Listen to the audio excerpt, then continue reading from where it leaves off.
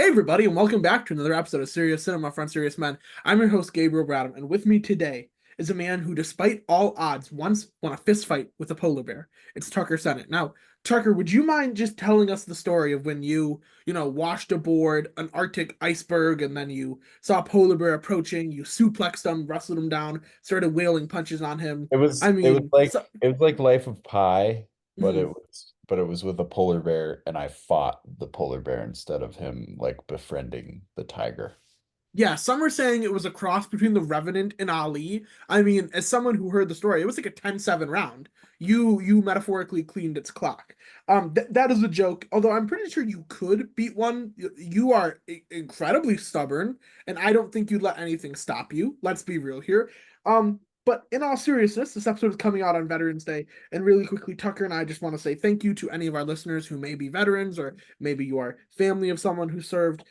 We are really lucky to have so many freedoms in this country. One of them being that Tucker and I can just say whatever we want. We have the freedom of speech, and that is fought for and defended by our veterans. So, all the veterans listening, thank you for everyone who supports the veterans, whether you're a partner or a child or whatever it may be. Just know that we also are grateful for you. And I know Tucker agrees with that sentiment. I, Veterans are some badass people. they are. And when I think badass, my brain goes to last year and one of the gnarliest movies that I watched, Sisu. Tucker, what was your take on Sisu? It was like I think my Letterboxd review was along the lines of it's like when the first guy gets diamonds on the Mhm. Minecraft server, everything that ensues after was pretty on par with what happens Yes. when the guy gets diamonds.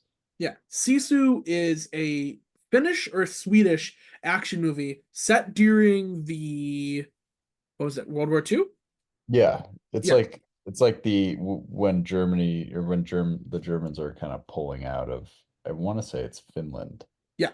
And so this Finnish man finds gold and he doesn't say a word till the end of the movie. The Nazis try and take his gold and maybe don't mess with the man's gold because you're gonna die.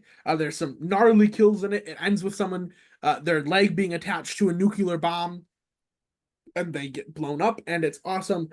Tucker, Sisu 2 is not only coming out, it's been shot in secret. Sisu 2 is done, looking like it'll be releasing next year.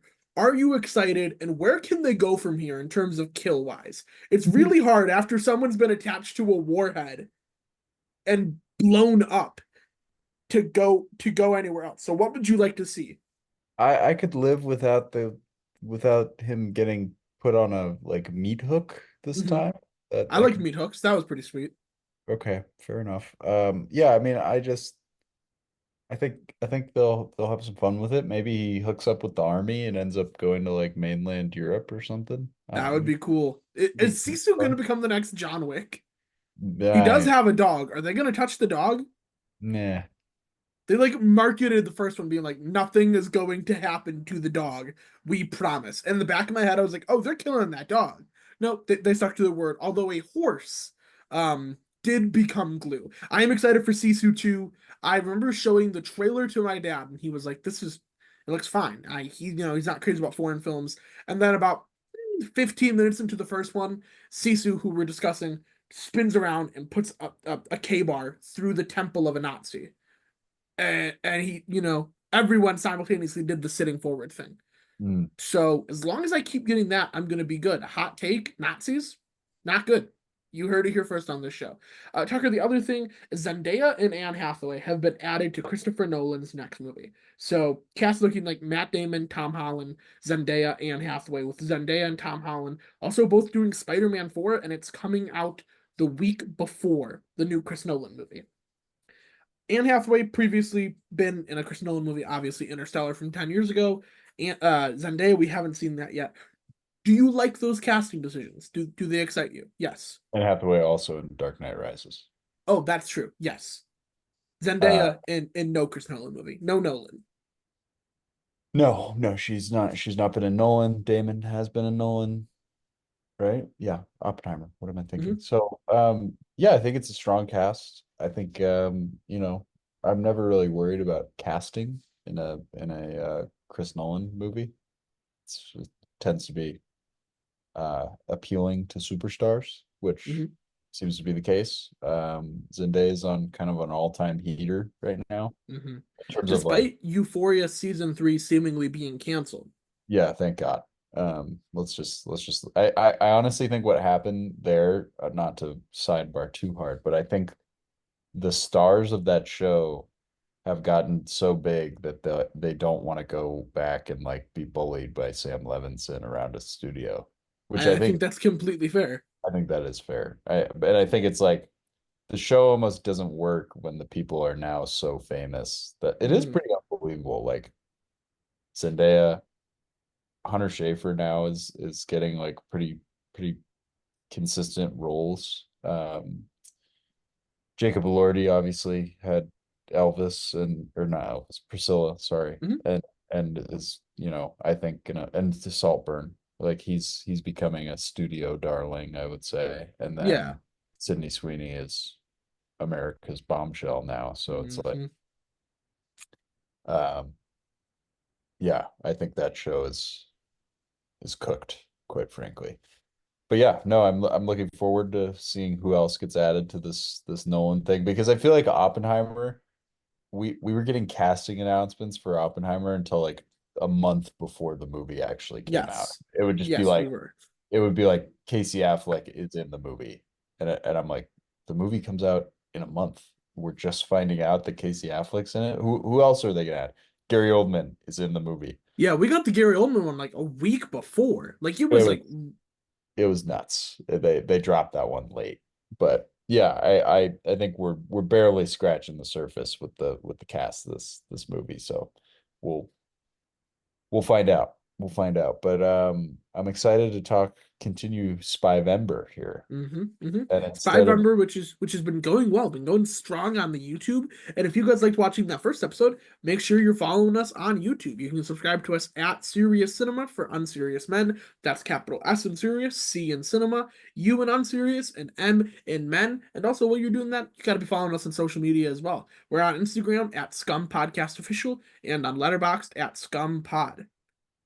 Huzzah. Make sure you're plugged into what we're doing. Tucker, today we are talking about Forced by November, spy television. And maybe this is a hot take. I think the spy story, the spy tale, works better as a television series than it does a movie. Do I you think concur, and why do you I think that is? I think we talked about this a little bit on during the bracket podcast because I think I agree. It allows a lot of and I think what I said is it just allows a lot of the characters to be fleshed out a little more, and it allows.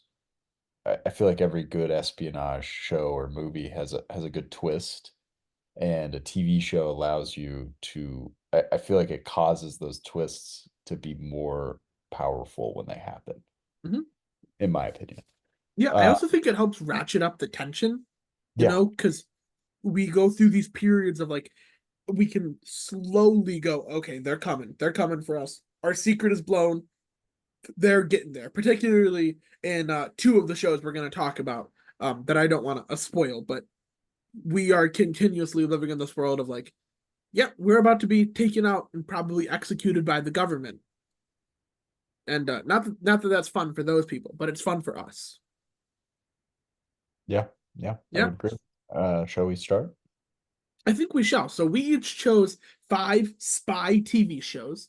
And we both have a couple honorable mentions. Tucker, would you like to go first with your honorable mentions, or would you like me to go first? I'll just rip my honorable mention really quick. This is a fun show that I think got overlooked partly because it aired originally on Stars, I want to say. But it was a really interesting concept. It's called Counterpart. It aired in 2017. Um, it stars J.K. Simmons, which like right out of the gate, you're like, oh, okay, J.K. Simmons doing something cool. Olivia Williams is his co-star, I would say. She's kind of the other main character. James Cromwell has a nice cameo role in the second season.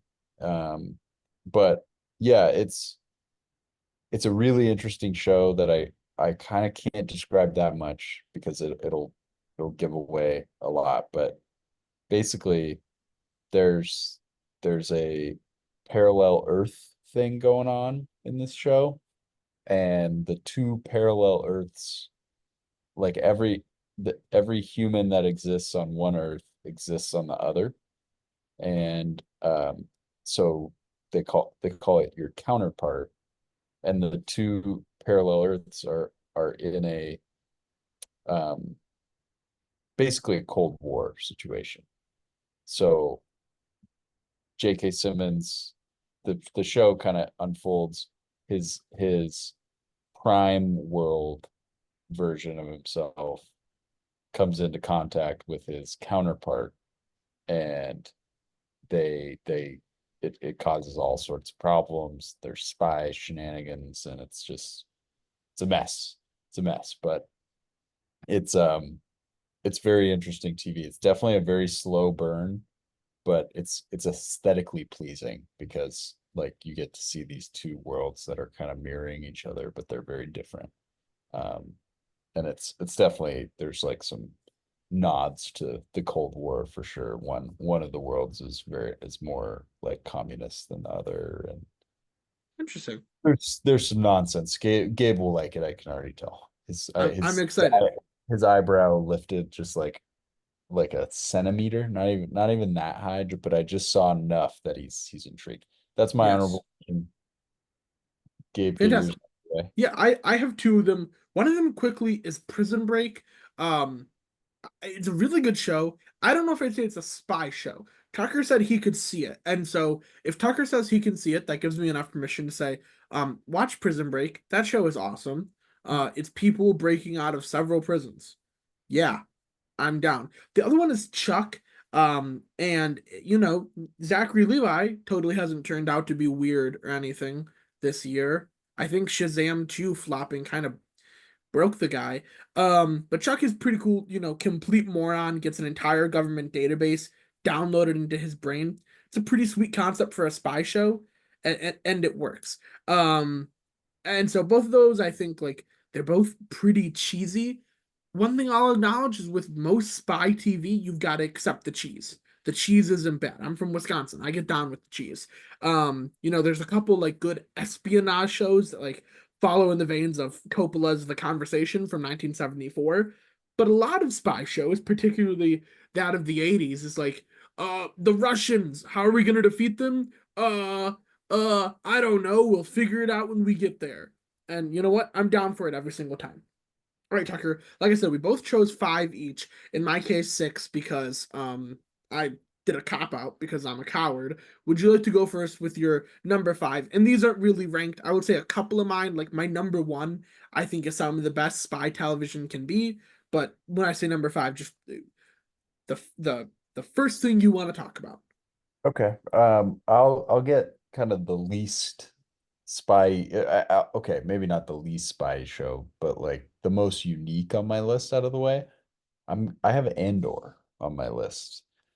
Andor, if you don't know, is a spin-off Star Wars show that aired on Disney Plus. We're waiting for the second season, but it tells the story of Cassian Andor, who is a rebel spy, but it's kind of his origins story as he's becoming a rebel spy. He's a thief initially, and this show kind of, I mean, the spy we're following, at least in the first season, is Stellan Skarsgård's Luthen Rail, and it's a different kind of take on Star Wars that's just so well executed because we we we get to see like the corruption of the Empire, just kind of a side a really dark side of Star Wars that doesn't get explored very much by the main movies. And even most of the other TV doesn't explore it as much anymore. At least it's kind of been Disney-fied, which is why it's really fun to kind of see that.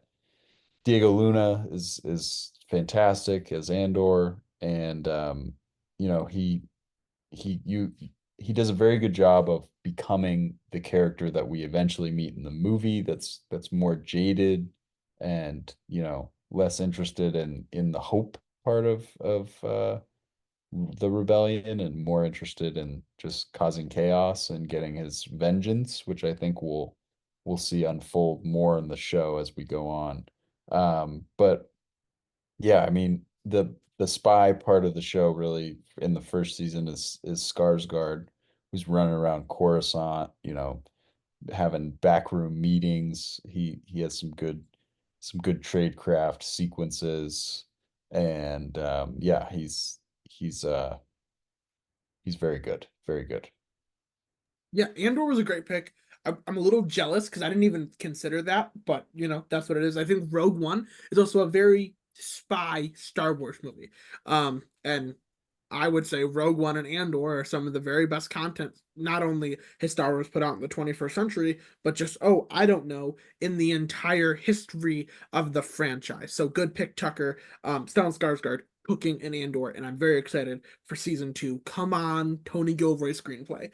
For me, at my number 5, this is where I kind of have that coward's way out. I have two full 80s extra cheese spy shows. So I've got MacGyver and Charlie's Angels. MacGyver, for anyone who don't know, and they did a modern reboot of it with Lucas Till, and it's not incredible, but it's certainly not bad.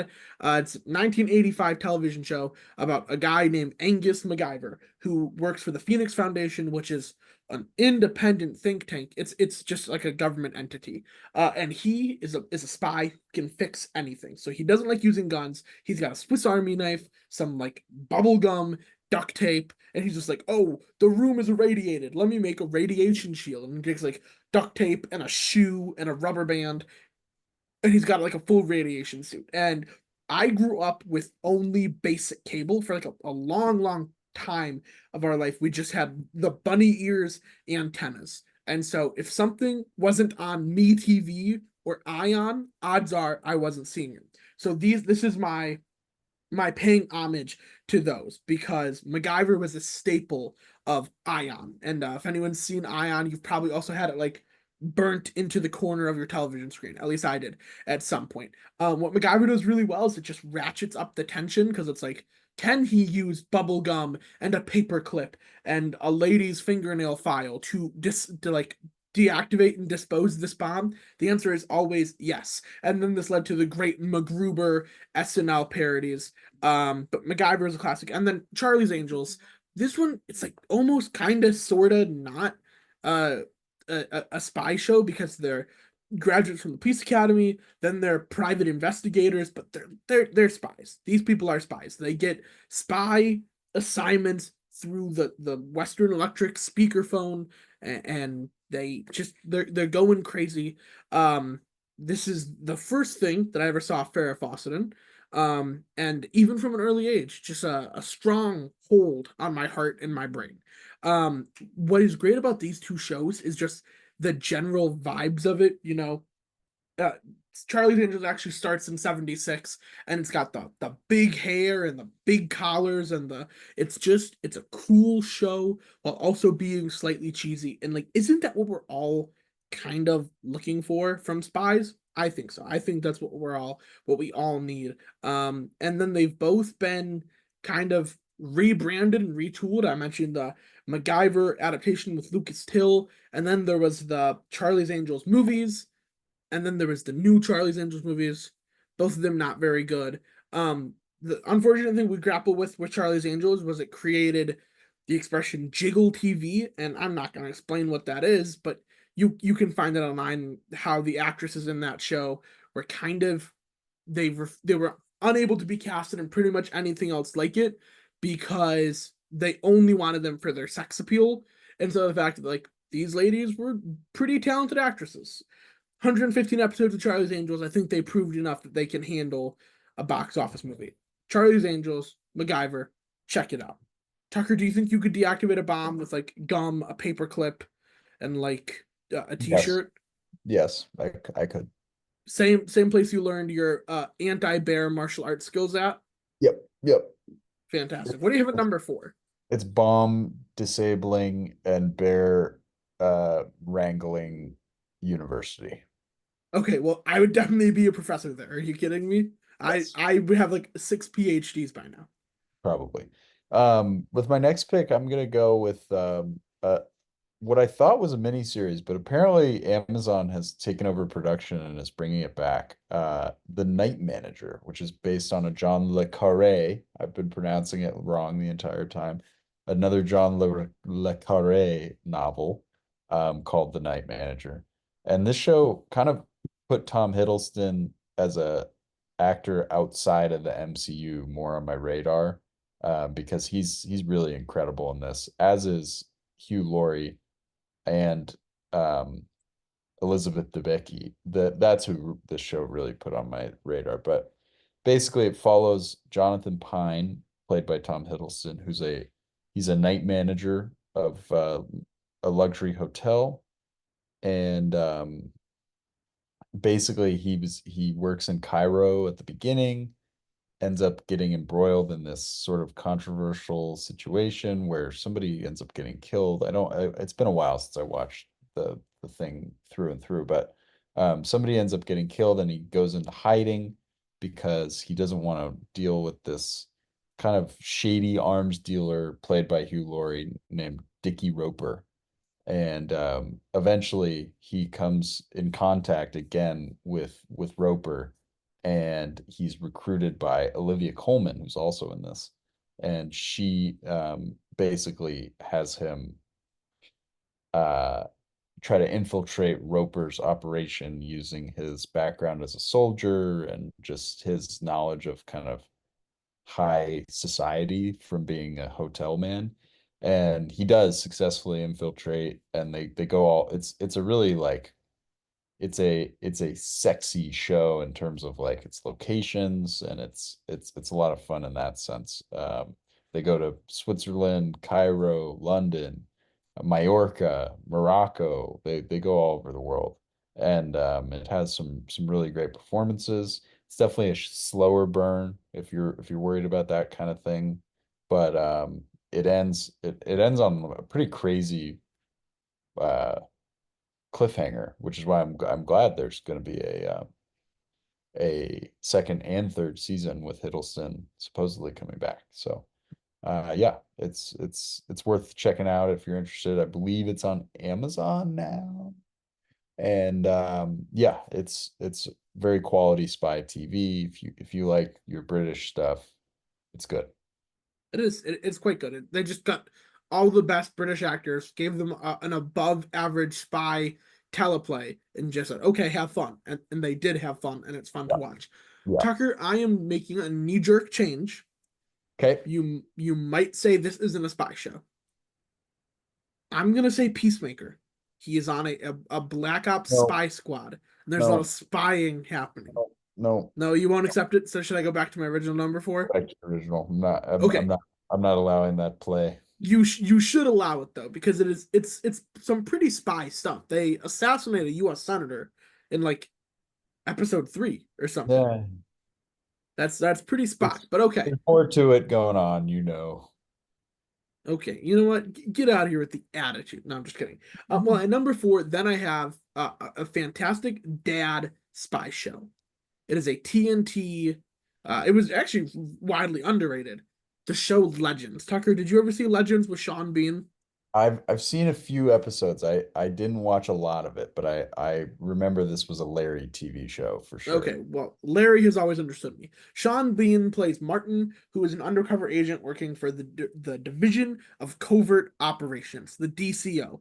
And what it really means is he's a man who goes undercover every single case, whatever role he needs to be, whether he needs to impersonate someone who's about to be assassinated, he needs to, create a new identity to get in with the gang, and he's a master of disguise.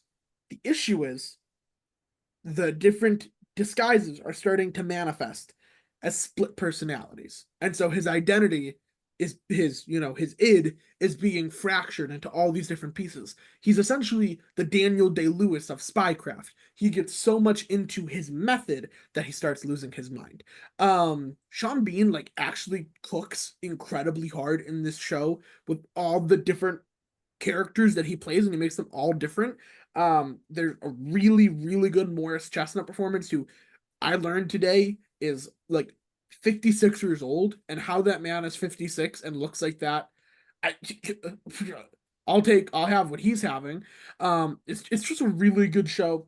And even if it didn't have the whole, split personalities developing and his identity fracturing, like layer to it, it'd just be really cool to see like how these spies create and learn these new identities.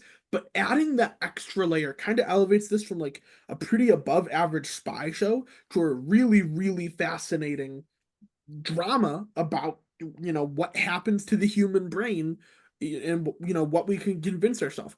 The thing is, there's only 25 episodes of this show, so you're not missing much, and you can watch, I believe, all of it on Max. It's a high recommend for me, and Sean Bean is quite good. And if anyone remembers, this show was the birth of the "Don't Kill Sean Bean" movement, and at Comic-Con, I think it was like 10 or 12 years ago, everyone was wearing the black t-shirts in white with "Don't Kill Sean Bean." And you'll have to watch the show to see whether or not they, in fact, kill Sean Bean. But that man, one does not simply have an easy, painless death if you're Sean Bean. People have done some pretty cruel things to him in the world of television. But Legends, quite good. Tucker, I think honestly, if you went back to it, you'd see why Larry and I, the two most important men in your life, why we are such big fans of it. Okay. I could revisit for sure. Um, Okay.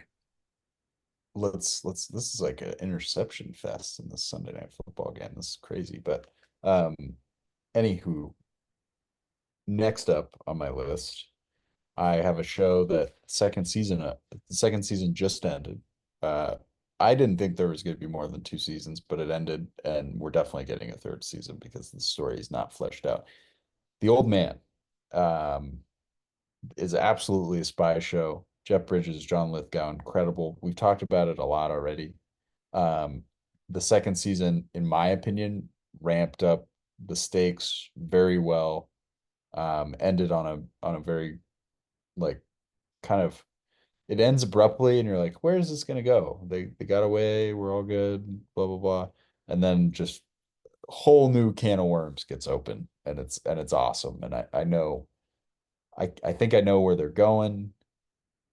Jeff Bridges is going to have to really somehow not get physically sick again. So this third season comes out, because I have a feeling it's going to be a little bit more action packed even than the second season, which was very action packed. But yeah, I mean, this has everything you want from an espionage show. There's backstabbing, there's twists seemingly every 2 seconds. Um, people operating in the shadows. You get black ops. It's awesome. It's awesome. Great characters, great acting, everything you want from a spy show, which is not surprising coming from FX. We know they can cook with spy shows, because I know Gabe's going to bring up maybe the best spy show ever in a few picks. Hold on, I was muted for a second there. Yes, FX, they know how to make a spy show. They just make criminally underappreciated television. And I think it's time, like with Shogun and The Bear, I think we say FX right now is on a 95 to 2014 level HBO run. I think we're gonna see that keep happening, keep developing. Tucker, for my number three, I have this was another one that's like maybe slightly a stretch, but it's the X-Files, one of my favorite shows of all time. What I'm learning is that a lot of people have either never seen the X-Files or have only seen like the first two seasons. The X-Files is very, very similar to The Office, where it is a show that took a little bit to understand what it was. Because the first two seasons are really just those monster of the week shows where it's these two agents in the FBI, Mulder and Scully, and they're, oh, here's an alien, oh, here's a werewolf, kind of like the beginning of Supernatural. But what X-Files starts doing is introducing this insane government conspiracy where the US government has partnered with an alien race, and the government is, they're gonna look past some things, uh so that the alien race won't wipe them off the face of the planet. So then Mulder and Scully have to start using their espionage skills to uncover this massive conspiracy. Obviously, we get the smoking man and everything like that. I just think it's a fantastic show. Um, I would say some of the best episodes of it. I think the very best episode, and Tucker and I have talked about it on an episode in the first season where we discussed just best episodes of TV. There's an episode of the X-Files where they go to Arkansas and they meet this really southern family. And Tucker, how would we describe it? The family has a very close relationship. It seems like they're a very friendly family. And then we go down to the basement and the show gets wild. It's a very, very good episode of television. Do you have a favorite X-Files episode, Tucker? And are I'm you not an X-Files fan? I'm not a big X-Files guy. I've never gotten into it. It just like when it was airing, I was kind of spooked by the idea of it, and it just was never really my thing. So I've never I appreciate it for what it is in the few episodes I've seen, but I was just never a huge fan. Well, now that you know that it starts getting better as you go on, is it something that you consider rewatching? I'd consider it for sure. Okay, well, just know season 8 and 9. Robert Patrick, the T-1000, one of the saints of this show. He is insanely cooking. He is just having a Steph Curry 2016 to 2018 esque run. Tucker, what just happened? Your eyes are like bulging out of your head. I think Jared Goff just threw his fifth interception of this game. Not to be a jaded Packers fan, but Jared Goff, not the ultimate quarterback solution and not the Hey, MVP. hey, Gasp. hey, we don't slander Jared. Yeah, we never mind. I'm not gonna. I won't. I'll push down my Lions hatred. Um, is Jordan Love the best quarterback in the NFC North? I would say yes. Yes, I would. You might be just a little biased. Just Okay, like just like a modicum of bias. I'm down to my last two. I'm gonna go with the I think this is the lesser of the two, but not by much. Just because its later seasons become a little bit more tedious than its earlier ones. Homeland. Um, Homeland is a expansive espionage thriller, counterterrorism, kind of a la Zero Dark 30. I mean, I think Carrie Matheson, played by Claire Danes, is sort of modeled after the Jessica Chat, even though the show I think started before Zero Dark 30 came out, or maybe along around the same time that it came out. But um, she's sort of modeled after that individual that Zero Dark 30 follows, played by Jessica Chastain. She's like so committed to her craft. The wrinkle is she's bipolar. So she's manic, she's crazy, and but she's brilliant. And kind of to counter her brilliance, we get Damian Lewis as Nicholas Brody, an imprisoned Marine turned Al Qaeda operative. It's just a great idea. Like it's awesome, and it's Damian Lewis, who's a phenomenal actor, as we know, very good at playing U.S. Army men. He's in Billions, right? He's the ginger Yes, guy. Yes, yes. very good in Billions Also, as well. also Band of Brothers. He's yeah, Also a good show. yes. So we get family drama with him as he comes back after like a several year absence where his family thought he was dead, but he was actually being imprisoned and brainwashed by Al Qaeda. So that's awesome. And then the show kind of takes a turn in season 4 where it's solely focused on Claire Danes' character and Mandy Patinkin's character, Saul Berenson, who's her mentor in the CIA. Um, but it it's just like every season is a little bit different. The first two seasons are definitely more connected, um, where it's, internal. What if the United States government was infiltrated by Al Qaeda, at a high level. That's kind of what the first two seasons are working with.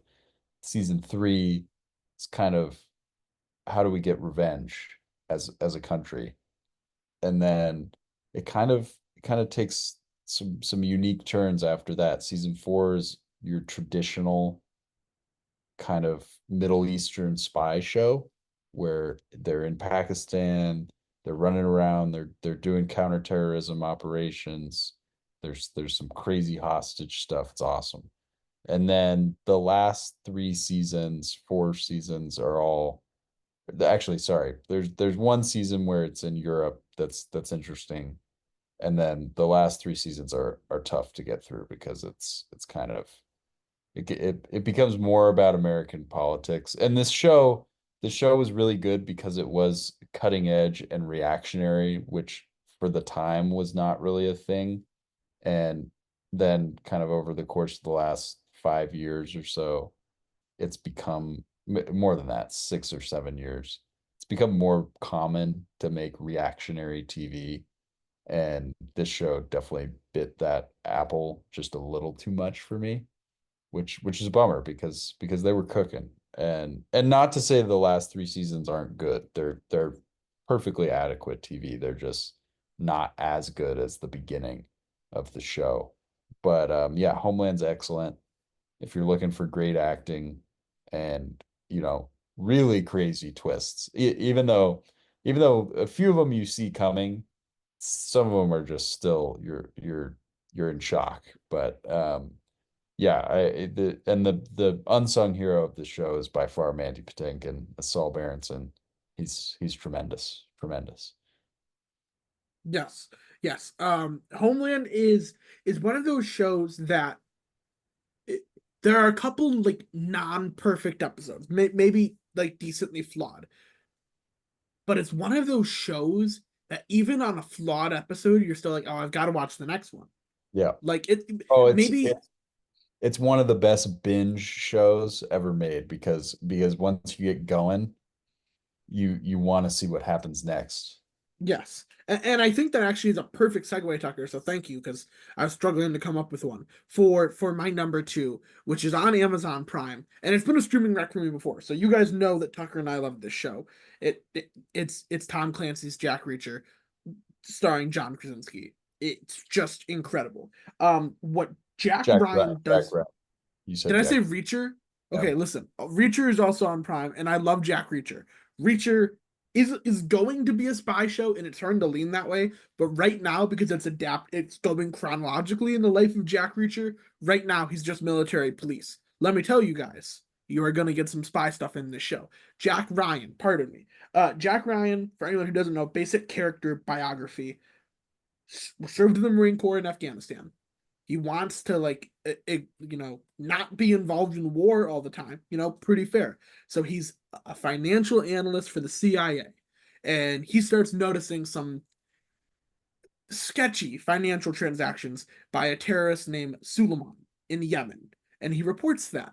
And he doesn't necessarily report it in the smartest way, and it leads to him being assigned some field duty to investigate it, and everything starts going from there. That's the first season.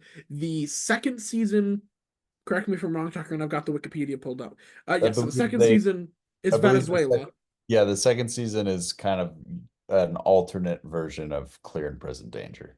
Yes, it is. Third is, in my opinion, so far the best season. It's a nuclear bomb in the Czech Republic to try and bring about a second Soviet Union, and then the fourth season, which it is the least accurate to the Tom Clancy books, is Jack Ryan as the CIA deputy director.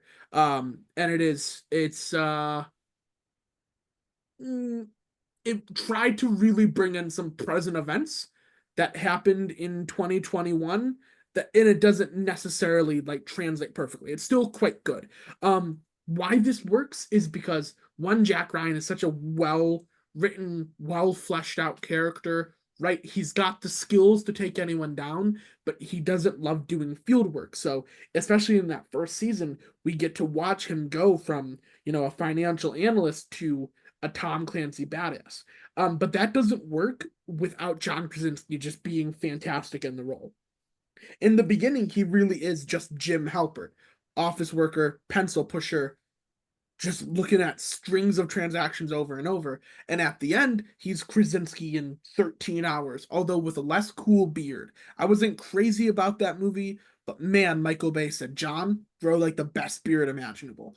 I think Jack Ryan is great. If you have like any relationship with your grandpa, just sit him down in front of Amazon Prime, hand him a remote, and say, you're going to watch 4 seasons of Jack Ryan in 3 days, and it's going to be the best 3 days of your life. And he will love it. And I did that for my grandfather. We got him one of those, like, essentially a Fire Stick, plugs into the TV, and I queued up all of Jack Ryan for him, and then I queued up all of Reacher. And I just said, you're going to watch these 6 seasons of television. And that man, shout out Van Bradham, he's a veteran. I don't know if I've ever seen him so excited. He and I, we don't have like a calling each other type relationship. He called me. He's like, "This is some good TV, young man." And I was like, "I'm glad you like it, sir." And now apparently he texts my dad all the time asking when Reacher season 3 is coming out. And to that I say, "Bring it on! Bring on Reacher season 3! Bring on Ryan season 5!" Tucker, you are also a sucker for dad TV, so I I know I'm love preaching to the Superman. choir when it comes to you. Yep. All right, I'll bring it home with what I think is, and Gabe's top choice is also phenomenal. They might be 1A and 1B, but Slow Horses is my last pick. This is like peak British espionage TV. It's a thriller. It has everything you want from a spy show. It's got chases. It's got the occasional gunfight to like keep you on your toes if you need that. It's got sort of this dark sense of humor with Gary Oldman. It's got Gary Oldman. That's a big bonus just in itself. But it's got this dark sense of humor that it it's kind of succession-y in a way.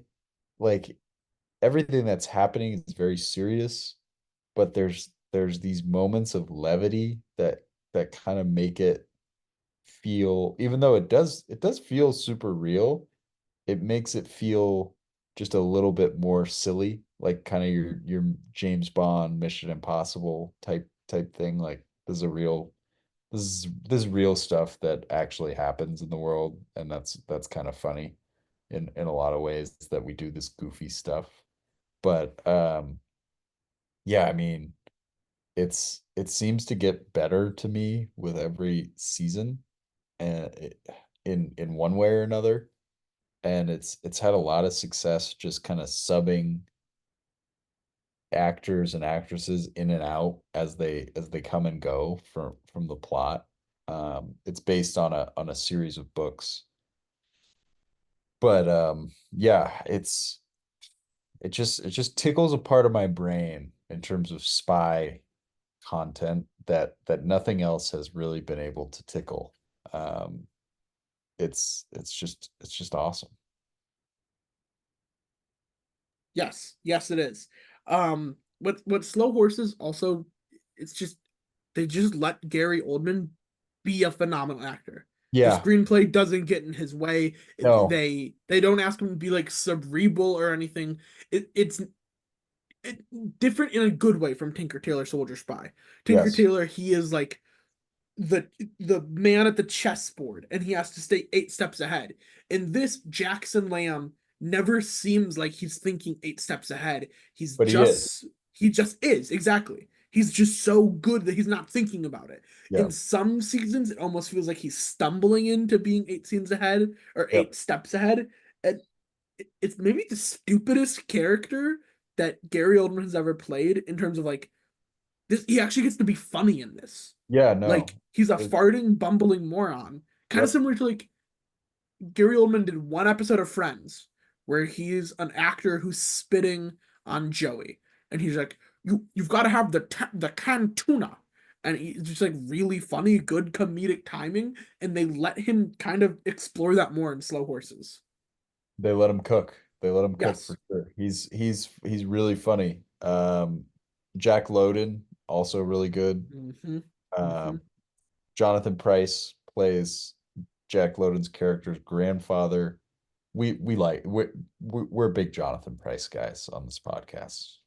I'm declaring that for us Yes. Yeah, no, after watching. we definitely have JP stock. We have JP stock, even though he's a little old. But yeah, he's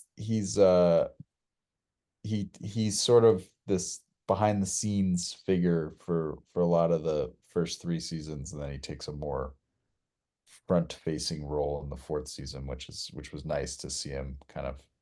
I think in a lot of ways it was his send off from the series, which was cool.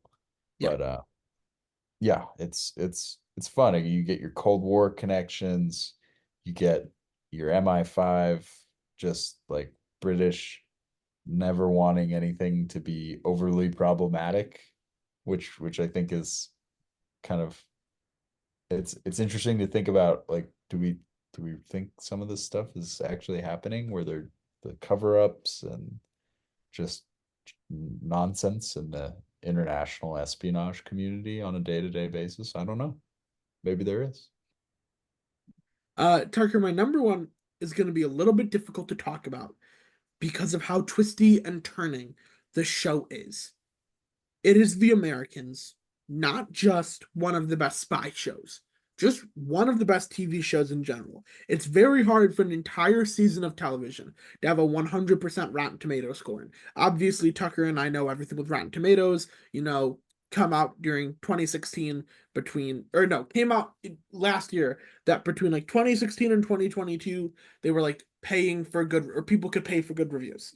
So, might that have happened to this? It's possible. But The Americans, basic plot summary. You got Matthew Rhys and Kerry Russell, and they are Russian spies. And they are leading this so deep of a double life. And it's set in like the 80s, Reagan has just been inaugurated. They've been in America for 15 years.